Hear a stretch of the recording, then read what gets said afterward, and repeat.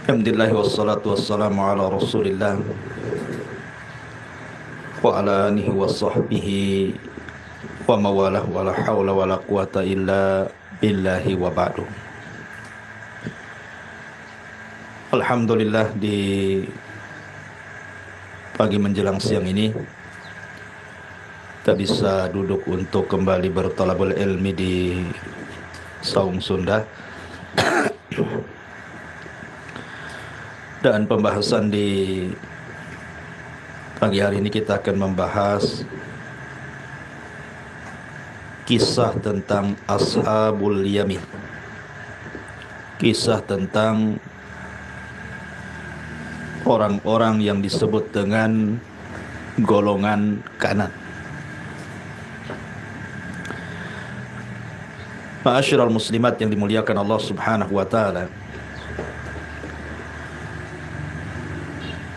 Ketika kita bicara tentang kisah Ashabul Yamin, maka tidak lepas dari dua kelompok. Yang pertama Ashabus Shimal, dan yang kedua Al-Muqarrabun. Di sana ada tiga kelompok. Yang pertama Ashabus Shimal, yang kedua Al-Muqarrabun, dan yang ketiga Ashabul Yamin. Siapa tiga kelompok ini? Ma'asyiral muslimat yang dimuliakan Allah Subhanahu wa taala wal muslimin rahimani wa rahimakumullah. Di dunia ini manusia pasti ada tiga kelompok. Pertama, orang-orang jahat, tidak peduli dengan kewajiban, tidak peduli dengan yang diharamkan. Mereka berzina, minum khamr, berjudi, ghibah, dusta, melakukan kesyirikan, menyelisih sunnah Rasul, dan begitu seterusnya. Dan juga mereka tidak peduli dengan salat, dengan puasa, dengan zakat, dengan haji. Ya, layaknya mereka hidup seperti binatang. Al-Quran membahasakan orang-orang seperti ini adalah orang-orang yang disebut dengan al-fujjar, orang-orang jahat. Kemudian kelompok yang kedua, mereka masih mendingan. Mereka masih melaksanakan kewajiban Allah Subhanahu wa taala. Salatnya masih, puasa Ramadan masih, haji, zakat, dan begitu seterusnya. Tapi mereka itu mencukupkan yang wajib-wajib saja. Adapun yang sunnah itu kurang semangat. Dan terkadang juga mereka melakukan kemaksiatan. Dan itu umum di tengah-tengah kaum muslimin. Kayaknya yang kedua ini banyak. Salat sih salat gitu ya, karena mereka takut juga meninggalkan salat. Tapi maksiat juga jalan masalahnya. Jadi ada orang-orang itu yang memfokuskan yang wajib-wajib sajalah gitu ya. Yang sunnah saja kan kalau ditinggalkan pun gak berdosa. Tetapi mereka masih menjalankan maksiat kepada Allah Azza wa Jalla. Lah, Al-Quran membahasakan kelompok yang kedua ini dengan sebutan al-abrar, orang-orang baik tapi masih kepeleset maksiat. Kemudian kelompok yang ketiga betul-betul dia takut meninggalkan yang wajib, takut melanggar yang diharamkan, dan juga dia tambah yang wajib-wajib itu dengan yang sunnah-sunnah. Betul-betul takut dia dengan maksiat. Hidupnya hanya untuk beribadah kepada Allah Azza wa Jal. Dan Al-Quran membahasakannya dengan as-sabiqun al-khairat, orang-orang yang berlomba-lomba di atas kebaikan. Jadi di sana ada al-fujjar, di sana ada al-abrar, di sana ada sabiqun bil khairat, orang-orang yang berlomba-lomba di atas kebaikan. Lah, karena pembagian manusia di dunia juga ada tiga, maka pembagian manusia di akhirat juga ada tiga. Ada yang disebut dengan ashabus shimal. Mereka lah orang-orang fujar, orang-orang jahat. Ada yang disebut dengan ashabul yamin. Mereka lah orang-orang abrar yang kita akan bahas di siang ini. Dan ada yang ketiga, mereka disebut al-muqarrabun, yang di dunia disebut as-sabiquna bil khairat, orang-orang yang berlomba-lomba dengan kebaikan. Di akhirat disebut al-muqarrabun. Jadi ada ashabus shimal, kelompok kiri. Ada ashabul yamin, kelompok kanan. Dan ada muqarrabun, orang-orang yang betul-betul mengabdikan hidupnya kepada Allah. Dan ini sedikit jumlahnya. Boleh jadi ini mereka adalah orang-orang yang dekat di masa Nabi SAW masih hidup. Kalau di zaman sekarang, kelompok ini dah boleh jadi tidak ada. Kalau orang-orang abrar mungkinlah dia masih melaksanakan ibadah, tetapi masih juga terjerumus kepada maksiat. Dan yang paling banyak tentu yang terakhir, yang ketiga, yang disebut dengan al-fujjar atau ashab ashiman. Hidupnya hanya maksiat, maksiat, maksiat, dan begitu seterusnya. Taib. Ma'asyiral muslimat, muslimin wal muslimat rahimani wa rahimakumullah. Kita akan sebutkan dalil-dalilnya, baru kita akan bahas. Di dalam surah Al-Waqi'ah ayat 27, Allah Subhanahu wa taala berfirman, wa ashabul yamin ma ashabul yamin. Dan golongan kanan, alangkah bahagianya golongan kanan itu. Kemudian terulang dalam surah Al-Waqi'ah ayat 99:1.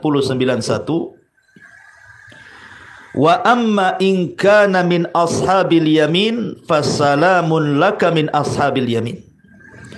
Dan adapun jika dia termasuk golongan kanan, maka keselamatanlah bagimu karena kamu termasuk golongan kanan. Kemudian Allah Subhanahu wa taala juga ulang bahasa ashabul yamin di dalam surah Al-Mudaththir 39. Allah Subhanahu wa taala mengatakan, kullu nafsin bima kasabat rahinah illa ashabal yamin fi jannatin yatasaalun. Tiap-tiap diri bertanggung jawab atas apa yang telah diperbuatnya, kecuali golongan kanan berada di dalam sorga, mereka saling bertanya-tanya. Kemudian juga disebutkan dalam surah Al-Waqi'ah ayat 1-11, Allah Subhanahu wa taala membahasakan bukan ashabul yamin tetapi ashabul maimanah, tapi maknanya sama. Allah mengatakan fa ashabul maimanati ma ashabul maimanah, yaitu golongan kanan, alangkah mulianya golongan kanan.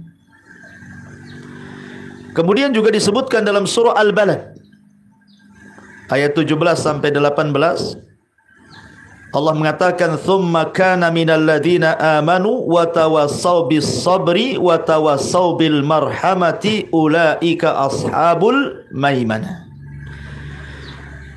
Dan dia tidak pula termasuk orang-orang yang beriman dan saling berpesan untuk bersabar dan saling berpesan untuk berkasih sayang.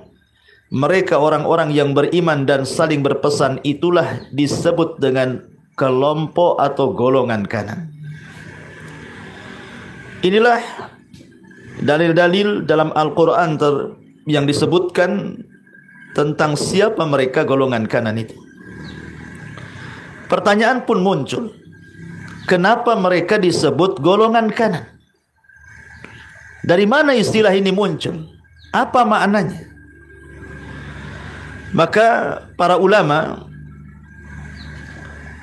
terutama ulama tafsir, berbeda pendapat tentang penafsiran siapa golongan kanan itu. Dan itu disebutkan oleh Imam Ibnu Jauzi dalam kitabnya Zadul Masir. Ada 8 pendapat kenapa mereka disebut kelompok kanan itu.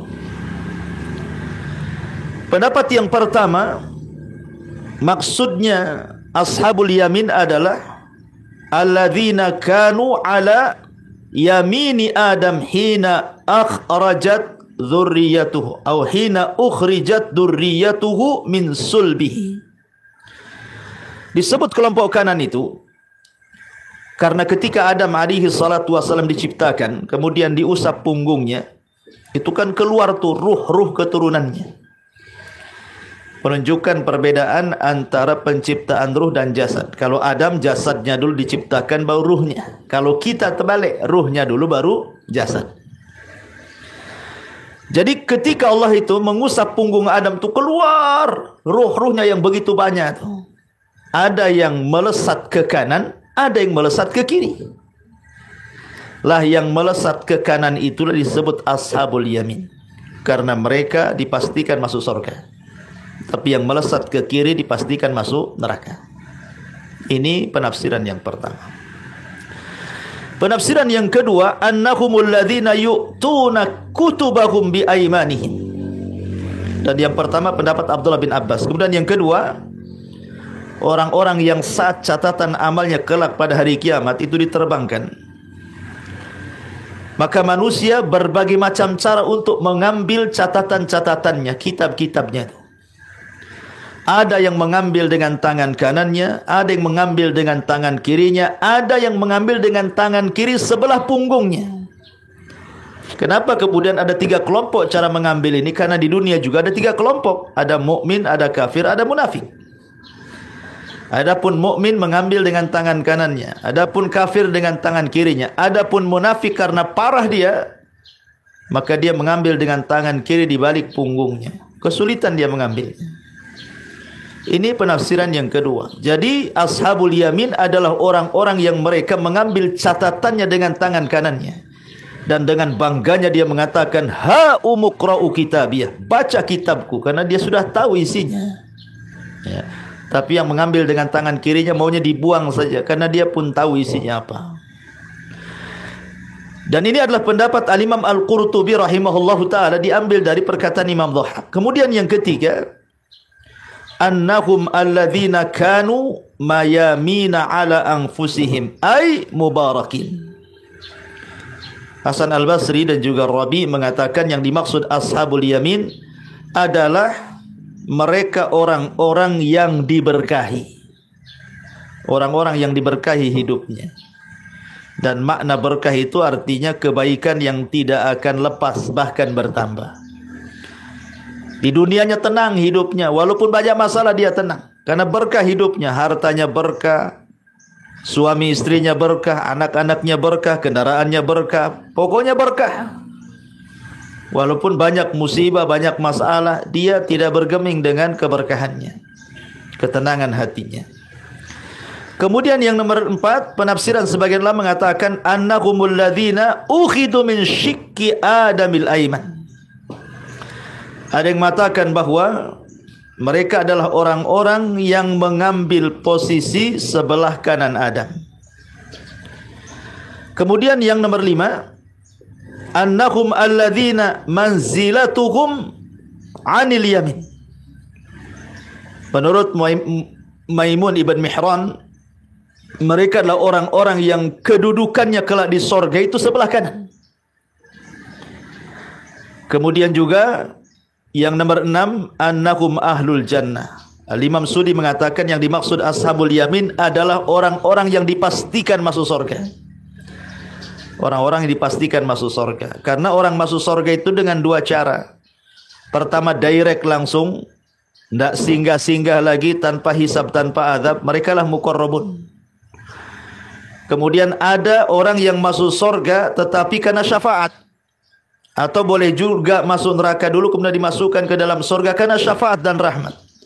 Mereka lah ashabul yamin. Yang jelas mereka pasti masuk surga, bagaimanapun caranya. Kemudian yang lain mengatakan ashabul yamin adalah ashabul manzilatir rafi'ah. Mereka adalah orang-orang yang memiliki kedudukan yang tinggi di surga. Allah berikan kemuliaan di surga. Dan yang terakhir ada yang mengatakan annahumul ladzina yu'khad bihim dzatal yamin ilal jannah. Mereka orang-orang yang digiring oleh para malaikat dari sebelah kanan Ketika dimasukkan ke dalam sorga, mereka digiring ke sebelah kanan, kemudian dimasukkan ke dalam sorga. Itulah kenapa ashabul yamin disebut ashabul yamin. Ma'asyiral muslimat yang dimuliakan Allah Subhanahu wa taala. Pertanyaannya, bagaimana caranya kita bisa menjadi ashabul yamin ini? Karena sudah jelas tadi keutamaannya kan. Mereka orang-orang yang akan mendapatkan catatannya dengan tangan kanannya, artinya pasti selamat. Mereka orang-orang yang akan digiring dari sebelah kanan sorga. Mereka orang-orang yang akan mendapatkan nikmat di sorga. Mereka orang-orang yang dapat keutamaan istimewa di sorga, dan begitu seterusnya. Pertanyaannya, gimana caranya supaya kita bisa menjadi ashabul yamin? Karena menjadi muqarrabun mustahil. Orang-orang seperti kita ini tidak ada yang muqarrabun, karena masih suka maksiat masalahnya. Taib. Disebutkan dalam hadis Talha ibn Ubaidillah radhiyallahu an, jaa rajulun ila Nabi sallallahu alaihi wasallam. Datang seorang laki-laki menghadap Rasul. Dan laki-laki ini termasuk dari ahli Najd. Kemudian dia mengatakan di hadapan Nabi sallallahu alaihi wasallam sebuah pertanyaan tentang Islam. Rasul, apa itu Islam? Maka Nabi sallallahu alaihi wasallam menyebutnya khamsu salawatin fil yaumi wa lailah.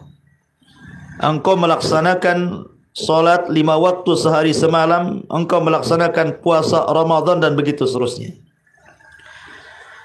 Setelah menyebutkan rukun Islam, maka orang ini bertanya, Rasul, hal alayya ghairaha? Apakah ada yang harus aku lakukan selain yang wajib-wajib tadi? Selain dari solat wajib, puasa wajib, zakat wajib, haji wajib, ada enggak selain itu? Maka Nabi mengatakan, la, tidak ada, illa anta tawwa, kecuali kau mau menambah dengan yang sunnah-sunnah. Kau tambah solat wajib dengan solat rawatib, solat duha, solat malam, solat tahiyatul masjid, solat wudu, dan yang lainnya. Kau tambah zakat dengan sedekah, kau tambah puasa Ramadan dengan Senin Kamis, dengan Daud, dengan Ayyamul Bid, dan begitu seterusnya, haji dengan umrohnya. Kemudian orang ini mengatakan, ya Rasulullah, wahai Rasul, wallahi la azidu ala hadha wa la anqus. Rasul, nampaknya saya akan fokus kepada yang wajib, tapi saya janji saya tidak akan mengurangi dan menambah dari yang wajib. Maka Nabi SAW mengatakan, aflaha in sadaqa, maka engkau akan beruntung kalau engkau jujur dengan kata-kata. Dari sini bahwa orang yang mencukupkan dengan yang wajib, Rasul katakan aflah in sadaq, sudah dianggap beruntung. Pamannya dia memang tidak pernah menjalankan sholat sunnah, tapi yang wajib dia rajin, tepat waktu dia datang. Puasa Ramadan dia rajin, memang puasa-puasa sunnah selain Ramadan dia tidak melakukannya. Atau datang zakat wajib dia zakatkan, walaupun dia jarang bersedekah. Atau dia pernah haji walaupun tidak umroh. Pokoknya dia cukupkan yang wajib saja, tetapi betul-betul dia jaga tuh yang wajib itu. Maka kalau kita mampu menjaga yang wajib-wajib dengan sempurna, maka kita digolongkan ashabul yamin.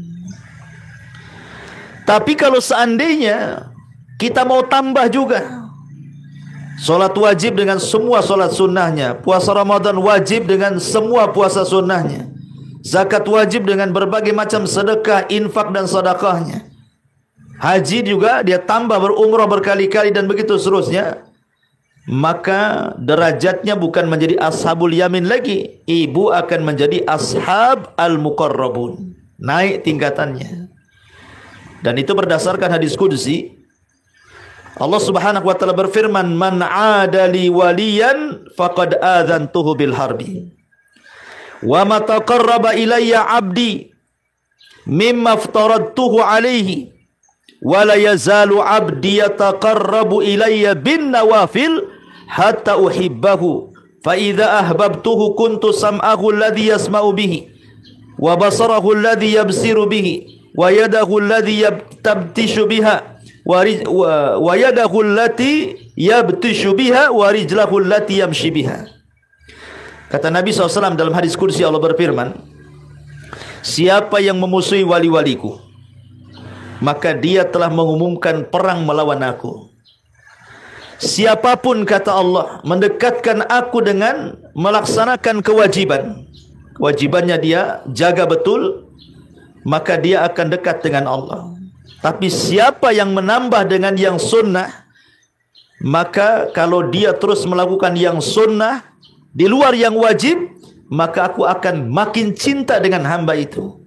Boleh jadi aku akan menjadi pendengarannya, penglihatannya, tangan dan kakinya.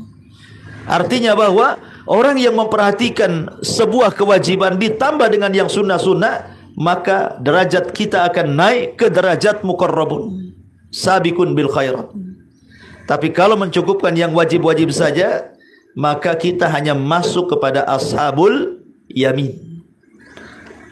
Ma'asyiral muslimat wal muslimin rahimani wa rahimakumullah. Taib. Lalu sifat-sifatnya seperti apa? Ashabul yamin itu kan punya sifat-sifat di dunia tuh. Sifat-sifatnya seperti apa? Biar kita tergolong ashabul yamin itu. Disebutkan dalam surah Al-Balad ayat 11 sampai 17. Allah Subhanahu wa taala berfirman, "Falaqtahamal aqabah. Wa ma adraka mal aqabah. Fakku raqabatin aw it'amun fi yawmin dhi masghabatin aw miskinan dha matrabatin." Thumma kana minal ladzina amanu wa tawassaw bis sabri wa tawassaw bil marhamati ulaika ashabul maimanah. Di sini di antara sifat-sifat orang-orang yang disebut ashabul yamin atau ashabul maimanah atau al-abrar, tetapi dia tidak menempuh jalan yang mendaki lagi sukar itu. Tahukah kamu apa jalan yang mendaki lagi sukar itu? Yang pertama, ini sifat ashabul yamin. Mereka adalah orang-orang yang memerdekakan budak. Dan ingat, memerdekakan budak itu bagian daripada melepaskan Islam dari perbudakan.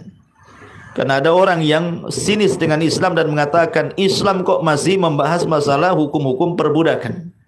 Dia tidak paham bahwa syariat Islam itu dalam rangka menghilangkan perbudakan. Karena di zaman Rasul perbudakan itu, di zaman jahiliyah orang-orang musyrik itu biasa perbudakan itu menjadi komoditi bisnis. Bahkan terkadang mereka menculik orang merdeka kemudian dijual jadi budak. Ya. Bahkan mereka menggauli budak wanita supaya dapat anak dan anaknya jadi budak dijual lagi. Itu orang-orang jahiliyah tuh. Maka dengan datangnya Islam dihapuskan pelan-pelan. Makanya kalau kita lihat kafarah-kafarah dalam Islam itu pasti pertama disuruh memerdekakan budak dulu. Seperti orang yang berhubungan intim di siang Ramadan. Apa kafarahnya? Merdekakan budak dulu. Kalau tidak bisa baru puasa 2 bulan berturut-turut kan gitu. Kalau tidak bisa baru memberi makan 60 fakir miskin. Tapi kan memerdekakan budak dulu. Kafarah zihar, memerdekakan budak. Dan begitu seterusnya. Bahkan ketika Rasul bicara tentang ada orang yang memakai gelang dan digunakan untuk jimat, maka kata Rasul, siapa yang bisa melepaskan jimat pada tangan orang, maka pahalanya sama dengan orang yang memerdekakan budak. Kan itu ya. Jadi selalu memerdekakan budak itu diawalkan. Makanya Utsman ibn Affan itu saking kayanya, setiap Jumat dia memerdekakan budak tuh. Entah berapa ratus ribu budak yang dimerdekakan Utsman bin Affan itu. Ini ciri yang pertama. Tapi kan sekarang tidak ada perbudakan. Yang kedua, cirinya adalah memberikan makan pada hari kelaparan. Seperti kita lihat kalau ada musibah-musibah, Bu, ya kan, pamannya ada gempa sekarang di Jawa Barat. Dulu ada gempa di Lombok, sebelumnya ada gempa di Jogja, sebelumnya ada tsunami. Kita lihat tuh masyarakat yang rumahnya kemudian roboh, tanahnya belah gitu ya. Sebagian juga keluarganya meninggal. Terkadang mereka harus mengungsi tuh. Yang tadinya mereka bisa makan 1 hari 3 kali, jangankan lagi 1-3 kali. Kalau bukan karena uluran tangan kaum muhsinin, mereka nggak akan makan tuh. Memberi makan orang-orang yang sedang kelaparan karena sebuah musibah yang melanda kepada mereka, itulah ciri-ciri ashabul yamin. Ciri-ciri ashabul yamin dalam surah Al-Balad adalah memberi makan pada hari yang kesulitan atau kelaparan. Atau yang nomor 3, mereka senantiasa membantu orang-orang miskin yang sangat fakir. Jadi kita tidak menutup mata untuk membantu saudara kita di sekitar kita, di sekeliling kita yang mereka jauh di bawah kita kondisinya. Kita beri makan kepada mereka. Makanya Nabi SAW pertama kali khutbah di kota Madinah setelah hijrahnya beliau dari Mekah ke Madinah. Apa kata Rasulullah? Ayyuhan nas abshu salam wasalul arham wa at'imut ta'am. Kata Rasul gitu ya. Wahai manusia, sebarkan salam, hubungkan silaturahim, dan beri makan orang-orang susah. Jadi dakwah Nabi SAW itu betul-betul di atas rahim, di atas rahmat, sayang dengan manusia. Makanya kenapa Allah Subhanahu wa taala menganggap para pendusta agama itu adalah orang-orang yang hatinya tidak punya kasih sayang dengan tidak menganjurkan memberi makan orang-orang miskin. Karena orang-orang jahiliyah itu mereka menganggap orang miskin orang hina, ngapain dibantu katanya. Maka Islam mengangkat derajat orang miskin. Bagi Islam kaya miskin sama saja. Si kaya harus membantu yang miskin, si miskin harus menghargai orang kaya, dan begitu seterusnya. Kemudian juga yang keempat, dan dia pula senantiasa memberikan pesan untuk saling menasihati dengan kesabaran. Wa tawassau bis sabri. Ada saudara kita yang sedang tertimpa musibah, maka kita sebagai kawannya, saudaranya, minimalnya apa? Menghibur. Makanya ada syariat takziah kan, kalau ada orang mati kita datang takziah. Untuk apa takziah itu? Apa takziah itu artinya? Tasbir. Takziah itu artinya tasbir. Kita menasihati supaya dia sabar. Kesalahan kita ini takziah datang, duduk pulang gitu, enggak. Kasih kesabaran. Kalau dia orang susah, bawa beras, bawa apa supaya tenang gitu.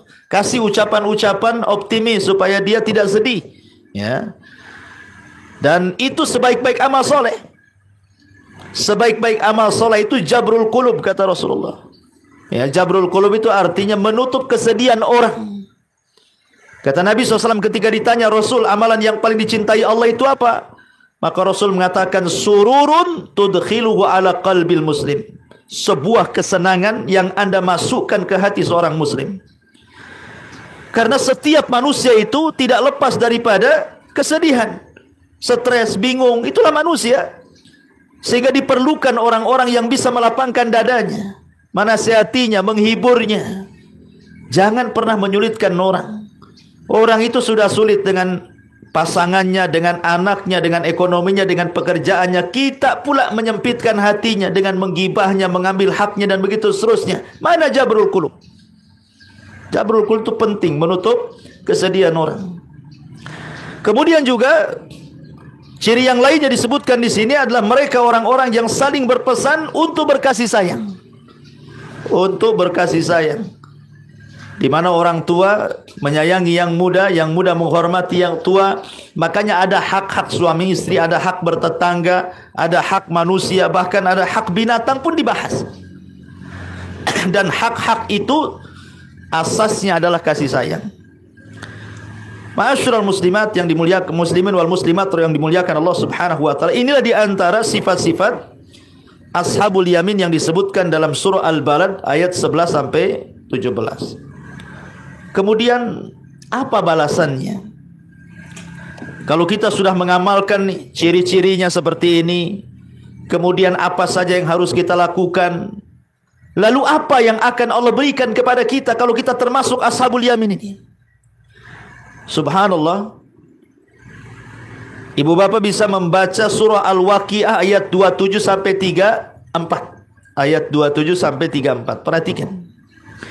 Allah Subhanahu wa taala mengatakan, wa ashabul yamin ma ashabul yamin fi sidrin mahdud wa talhin mandud wa dhillim mamdud wa ma'im maskub wa fakihatin katsiratin la maqtu'atin wa la mamnu'ah wa furushim marfu'atin inna ansha'nahunna insha'an faja'alnahunna abqara ila akhiril ayat. Dan golongan kanan, alangkah bahagianya golongan kanan. Mereka berada di atas Mereka berada di sorga dan mereka berada di antara pohon bidara yang tidak berduri dan pohon pisang yang bersusun buahnya dan naungan yang terbentang luas dan air yang mengalir terus menerus dan buah-buahan yang banyak yang tidak berhenti berbuah dan tidak pernah dilarang untuk mengambilnya dan kasur-kasur yang tebal lagi empuk. Kami menciptakan mereka bidadari itu secara langsung dan kami jadikan mereka gadis-gadis yang perawan. Ma'asyiral muslimat wal muslimin rahimani wa rahimakumullah. Perhatikan di sini. Di sini Allah Subhanahu wa taala menyebutkan beberapa keistimewaan tentang ashabul yamin kelak di surga. Pertama, mereka fi sidrim makhdud.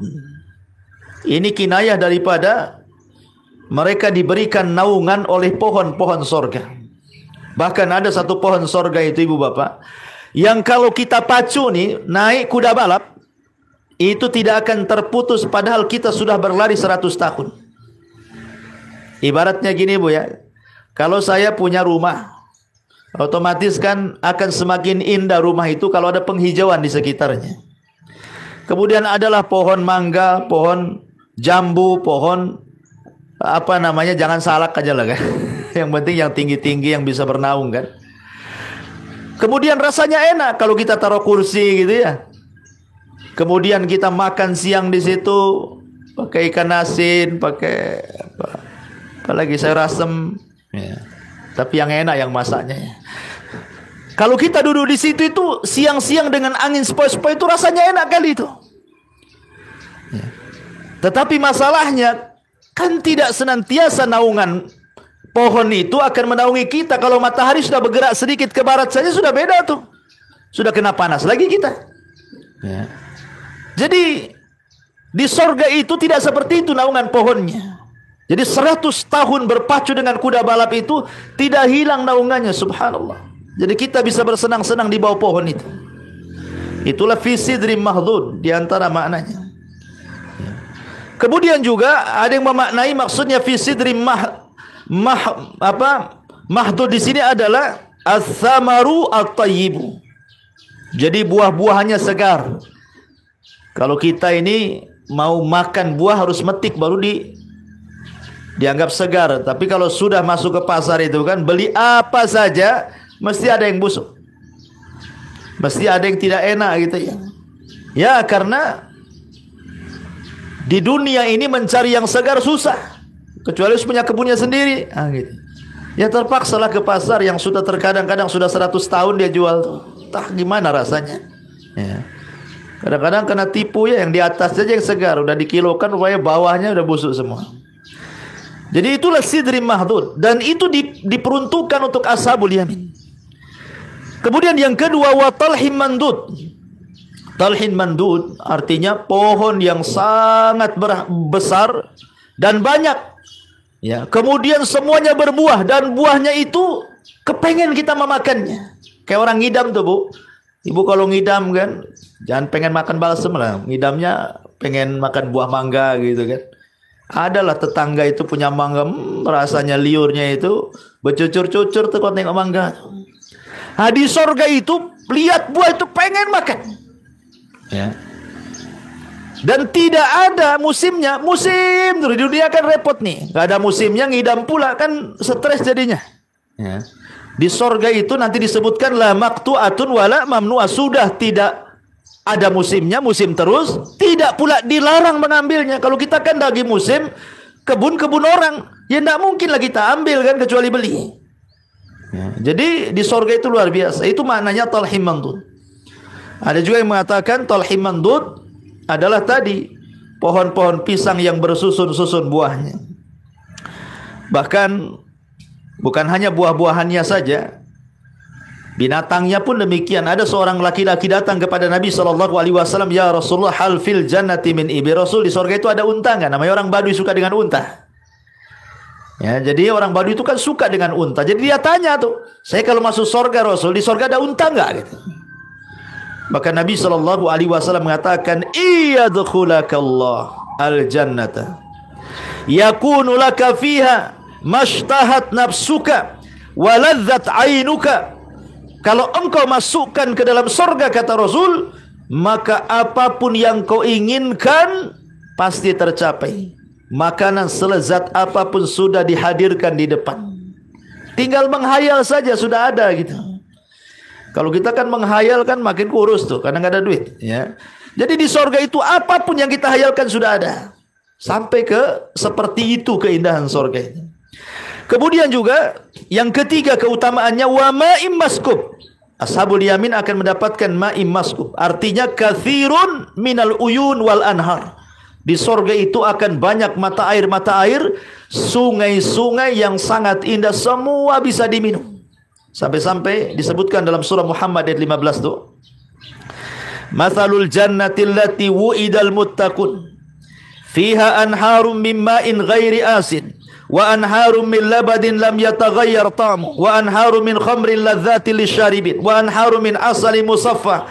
Wa lahum fiha min kulli thamaratin. Wa maghfiratu min rabbihim kaman huwa khalidun finnar wa sukuma'an hamiman faqatta'a ma'ahum. Perumpamaan penghuni sorga, kata Allah dalam Al-Quran. Allah berfirman, yang dijanjikan bagi orang-orang yang bertakwa, mereka diberikan sungai-sungai air. Pertama, air yang sangat jernih, yang sangat bersih, dan subhanallah tidak ada baunya.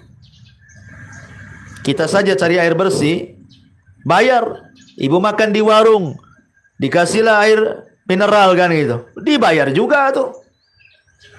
Hari-hari kita beli air mineral itu, baik dari isi air ulang ataupun yang sudah bermerek gitu kan.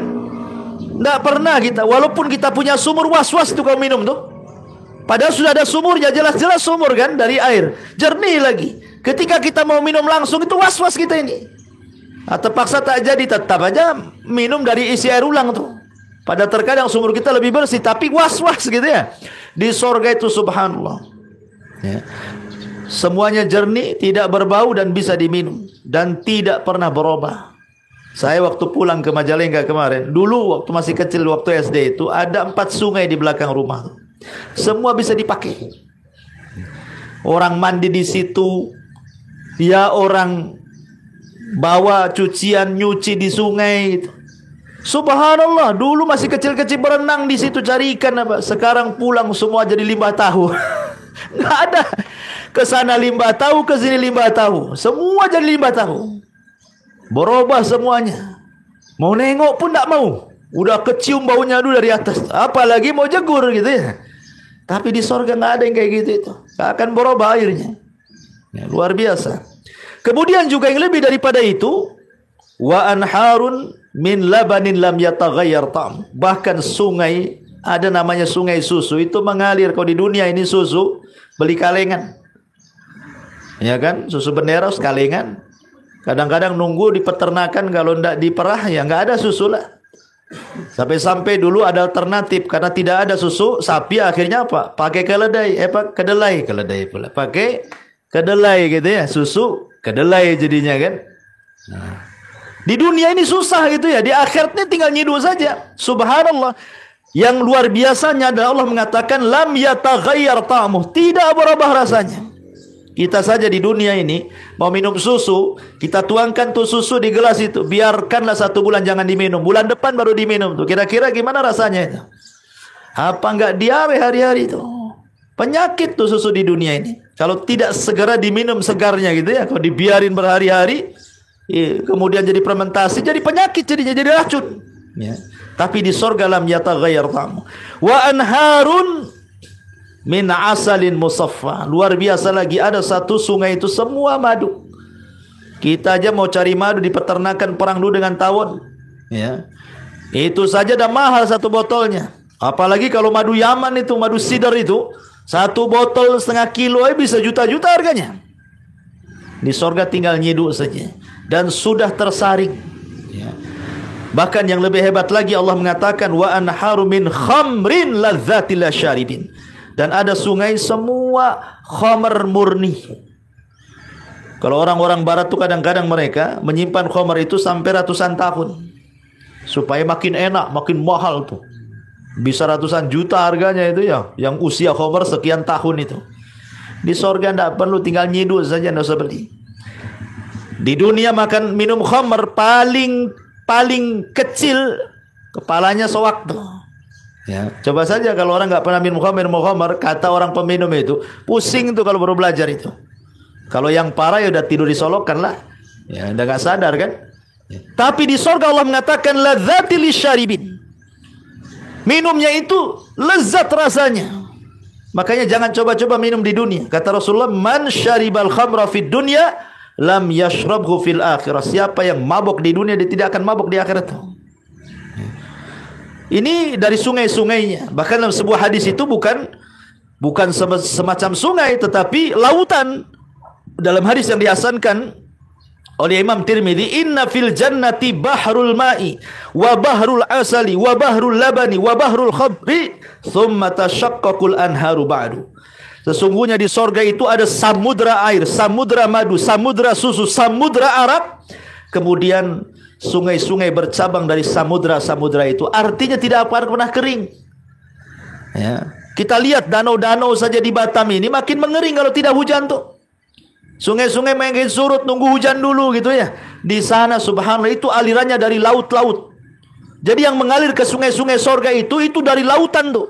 Lautan khamar, lautan susu, lautan madu, lautan air jernih dan begitu seterusnya. Ini kan luar biasa. Ini baru cerita sungainya. Bagaimana cerita mata airnya? Karena manusia ini terkadang diindahkan pandangan itu dengan mata air. Ada yang dari atas ke bawah. Kalau orang Jawa Barat disebut curug, gitu ya, dari atas ke bawah itu. Makanya banyak itu di Jawa Barat itu rekreasi curug. Itu kadang-kadang berkilo-kilo harus jalan tuh ke curug. Tetap aja orang datang. Kadang-kadang hujan-hujan licin-licin tetap ditempuh karena ingin melihat pemandangannya. Curugnya yang dari atas tuh yang terjun, air terjunnya itu. Ada juga yang memuncar dari bawah. Kita lihat kan kalau lihat taman-taman di mal-mal di mana-mana orang-orang kaya itu kadang-kadang buat taman apa? Dibuatlah memuncar air dari tanah seolah-olah muncar ke atas karena nampaknya indah. Atau yang mengalir. Tapi lihat di sorga itu semua ada, mata air jenis apa saja ada. Mau yang dari atas ke bawah namanya curug ada, mau yang dari tanah ke atas muncrat juga ada, yang mengalir kemana-mana ada. Subhanallah. Makanya lihat bahasa Quran ada beberapa mata air. Yang pertama namanya salsabila. Ibu kalau punya anak namanya salsabila berarti itu mata air sorga. Allah mengatakan dalam surah Al-Insan ayat 17-18, wa yusqauna fiha ka'san kana mizajuha zanjabila ainan fiha tusamma salsabila. Di sana mereka diberi segelas minum bercampur jahe. Jadi air jahe, wedang jahe, tapi wedang jahenya beda dengan wedang jahe Saulung Sunda ya. Ya, sana lebih lezat lah. Kesamaan nama tapi beda hakikat ya. Sebuah mata air di sorga yang dinamakan salsabila. Ini yang pertama, ada mata air namanya zanzabila dan salsabila. Yang kedua ada namanya tasnim. Ini mata air yang paling indah yang Allah berikan, hanya diberikan kepada muqarrabun saja. Namanya tasnim. Allah mengatakan wa mizaju min tasnim ainan yasrabu bihal muqarrabun. Jadi Allah mengatakan dan campurannya dari tasnim yaitu mata air yang diminum oleh mereka yang disebut dengan muqarrabun. Ashabul yamin enggak minum, tetapi muqarrabun minum dari air ini. Karena tasnim ini air yang sangat termulia yang ada di sorga. Kemudian ada namanya air kafur. Dan ini diberikan kepada ashabul yamin. Innal abrara yashrabuna min ka'sin kana mizajuha kafura. Sesungguhnya orang-orang yang berbuat kebaikan minum dari segelas berisi air yang bercampur air kafur. Jadi ada air kafur. Kemudian ada air namanya at-tahur, bersih. Kemudian ada namanya jariyah. Jariyah itulah yang mengalir. Ya. Fiha ainun jariyah. Yang mengalir dari gunung ke bawah, itu mata air jernih. Kemudian ada nadhahatan, itulah yang memuncar dari bumi ke atas, itu disebut nadhaha namanya. Air mancur bahasa kitanya. Ya, nadhaha. Dan ada namanya yang dari cucuran dari atas jariyah ke bawah, bahkan ada khamar murni. Allah mengatakan yusqauna mir rahiqim makhtum khitamuhu misk. Mereka diberi dari khamar murni yang disegel tempatnya, segelnya adalah kasturi. Jadi itulah minuman-minuman. Kemudian juga setelahnya Allah mengatakan wa fakihatin katsirah la maqtu'atin wala mamnu'ah. Dan perlu ibu bapak ketahui bahwa sungai di sorga itu bukan kayak kita ada paritnya, nggak ada ya. Kalau di dunia ini mesti harus di dinding kiri kanan. Sebab kalau tidak di dinding kiri kanan akan melebar. Ya, di sorga tidak perlu ada dindingnya. Jadi dia ngalir gitu saja, tidak ada dinding kiri kanan, nggak ada parit, itu tidak ada. Bagaimana bisa? Itulah kuasa Allah Subhanahu wa taala, menunjukkan indahnya sungai di sorga. Tidak perlu di dinding kiri kanan gitu, dan tidak melimpah juga ke kiri kanan kan. Keajaiban sungai sorga seperti itu. Kemudian Allah mengatakan wa fakihatin katsirah, dan buah-buahan yang banyak sekali. Semua buah-buahan yang ada di bumi ada di sorga, tapi buah-buahan yang di sorga nggak ada di bumi. Ya, walaupun ada beberapa buah-buahan yang ada mirip kesamaannya seperti korma, pisang, zaitun, kemudian tin, banyak gitu. Kemudian anggur itu ada kemiripan nama dengan di bumi, tetapi kata Abdullah ibn Abbas radhiyallahu anhuma, kemiripan buah-buahan sorga dengan dunia itu hanya di nama. Ingat, di nama saja, tapi hakikatnya berbeda. Karena di sorga itu kenikmatan yang tidak pernah dilihat mata, didengar telinga, bahkan terlintas dalam pikiran pun tidak bisa. Yang lebih heran lagi lah maqtu'ati wala mamnu'ah, tidak terputus. Ibu kalau mau di dunia ini mau musim mau mangga, nunggu musim mangga. Durian, nunggu musim durian. Kalau tidak musim durian, memang ada orang jual durian, tetapi kan nggak enak gitu ya. Beda rasanya. Ya. Tapi di sorga, ibu bisa makan durian sepanjang hayat kan itu. Dan nggak kolesterol. Coba di durian hari-hari makan apa nggak naik itu darah tuh. Ya. Di sana semua menyehatkan badan. Kemudian wala mamnu'ah, dan tidak terlarang. Tidak terlarang.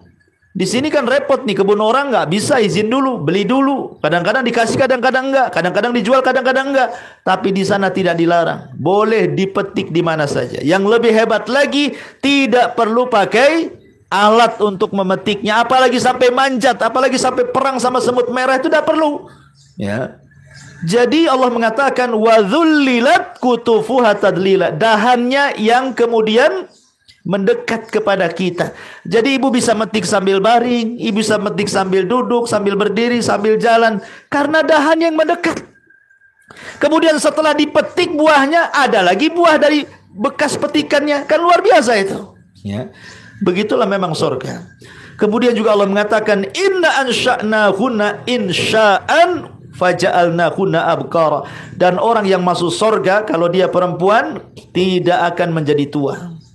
Dibalikkan lagi di masa muda. Penghuni sorga itu usianya antara 33 sampai 34 saja. Tidak akan berkurang, tidak akan bertambah. Segitu saja. Ya, tingginya seperti Adam 60 hasta.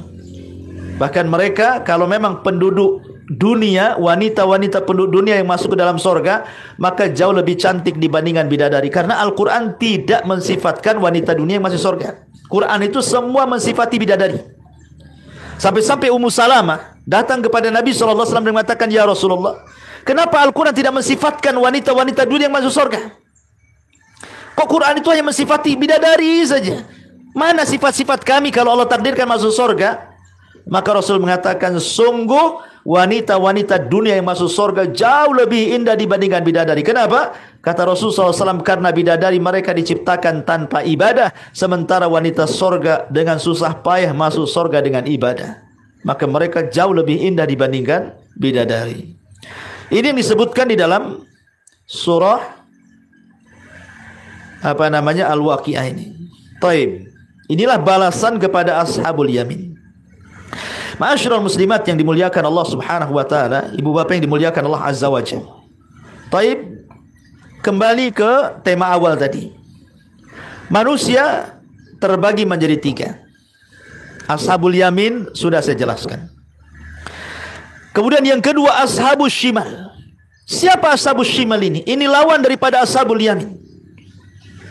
Karena mereka adalah orang-orang yang ada di sebelah kiri dan yang mengambil catatannya dengan tangan kiri.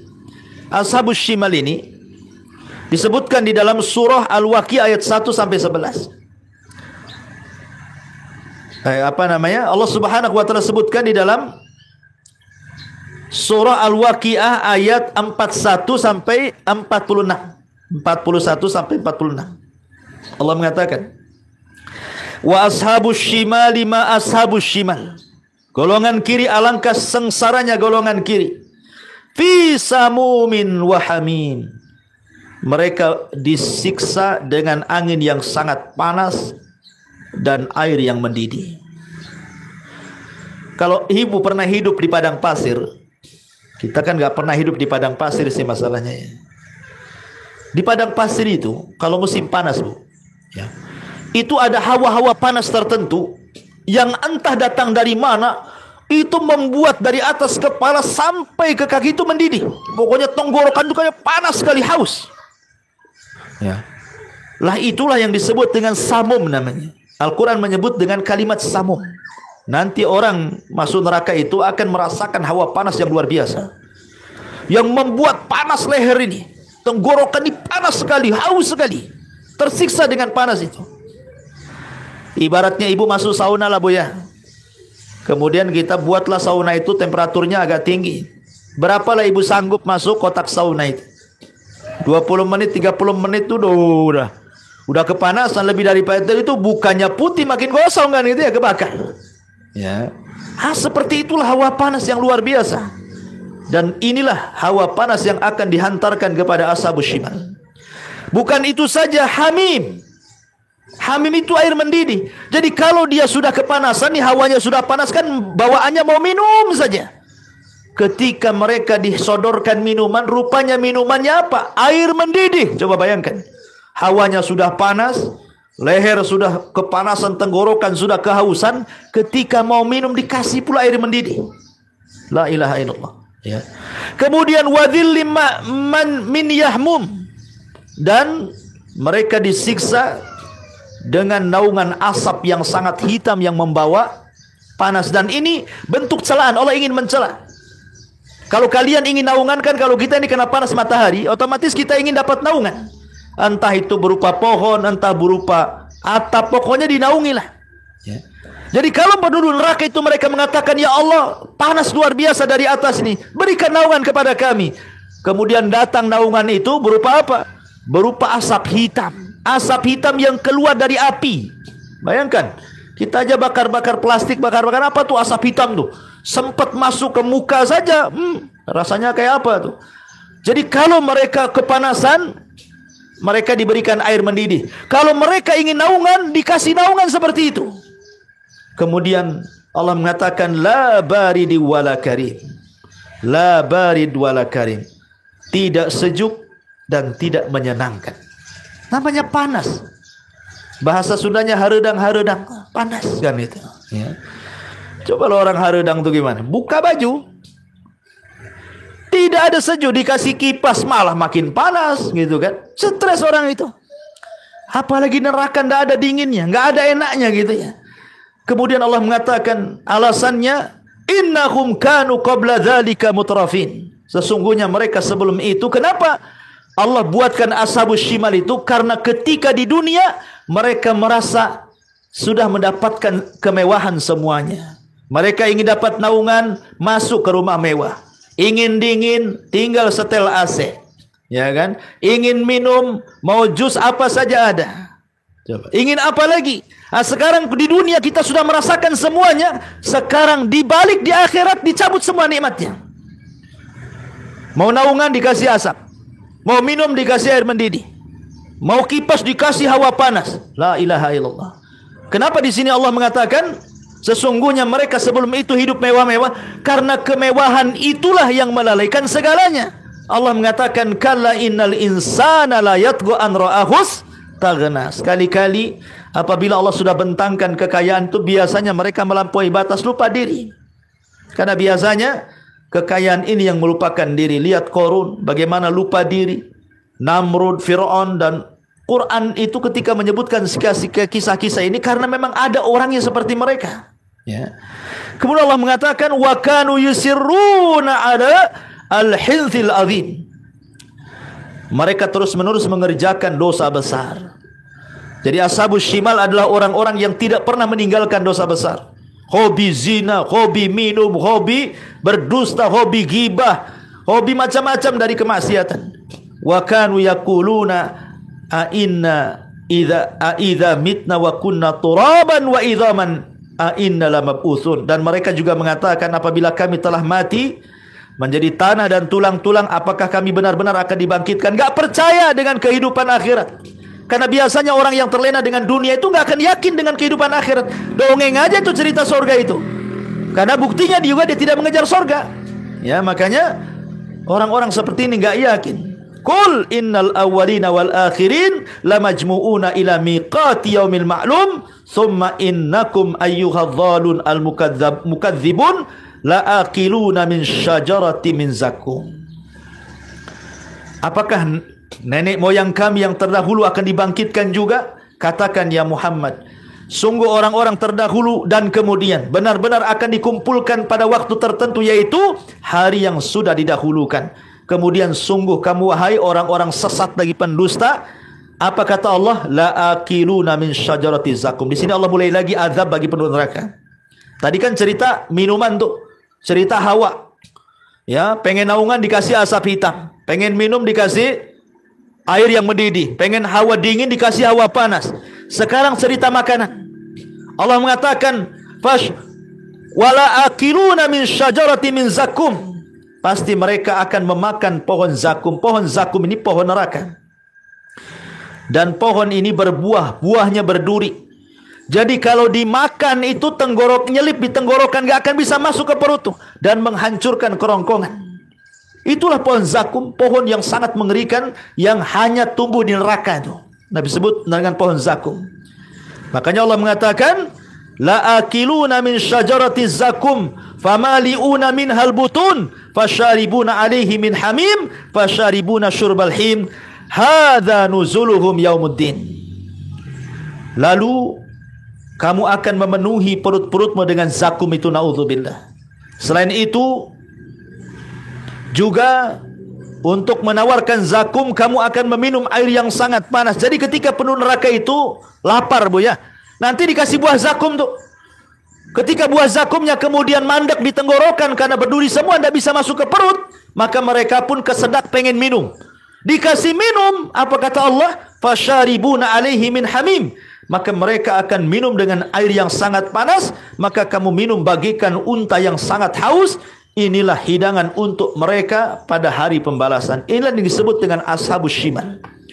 Mereka akan mendapatkan apa yang dijanjikan oleh Allah Subhanahu wa taala, naudzubillah.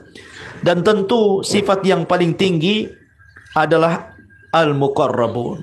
Ya, walaupun kita tidak sampai muqarrabun, kita berusaha untuk sampai muqarrabun. Orang-orang yang mereka menjaga yang wajib, menjaga yang sunnah, tidak melakukan yang haram, tidak pula yang makruh. Mereka senantiasa menjaga dari kemaksiatan kepada Allah. Hidupnya ibadah terus. Ya, mungkin kalau kita tidak sampai level ini, minimalnya ashabul yamin. Karena ashabul yamin dijanjikan masuk surga. Karena orang-orang di zaman sekarang mungkin untuk jadi muqarrabun agak sulit, tetapi jadilah ashabul yamin. Minimalnya ashabul yamin. Jaga yang wajib, walaupun kita malas dengan yang sunnah. Ya, jaga yang wajib. Salat wajib, jaga Ramadan, jaga zakat, jaga yang wajib-wajib lah, birrul walidain wajib gitu ya. Pokoknya yang sifatnya wajib jaga. Maka orang yang menjalankan yang wajib, walaupun mereka tidak terangsang melaksanakan yang sunnah, syukur-syukur bisa gitu ya melaksanakan sunnah. Kemudian kalau terjerembab masuk ke dalam maksiat, langsung bertobat kepada Allah Azza wa Jalla, insyaallah maka kita akan digolongkan kepada ashabul yamin. Inilah pembahasan tentang sekilas siapa ashab al-yamin. Wallahu a'lam bishawab. Sebelum saya tutup, silahkan kalau ada yang mau bertanya seputar ashabul yamin. Wallahu a'lam.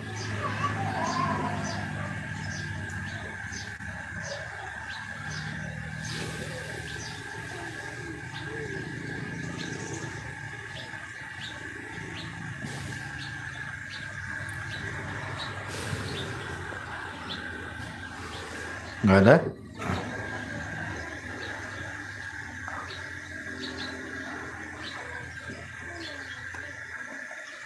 Kalau enggak ada, kita tutup. Ya. Kita tutup saja. Mudah-mudahan bisa dipahami kajian di pagi hari ini dengan doa kafaratul majlis. Subhanakallah bihamdika asyhadu an la ilaha illa anta astaghfiruka wa atubu ilaik. Allahu ta'ala. Assalamualaikum warahmatullahi wabarakatuh.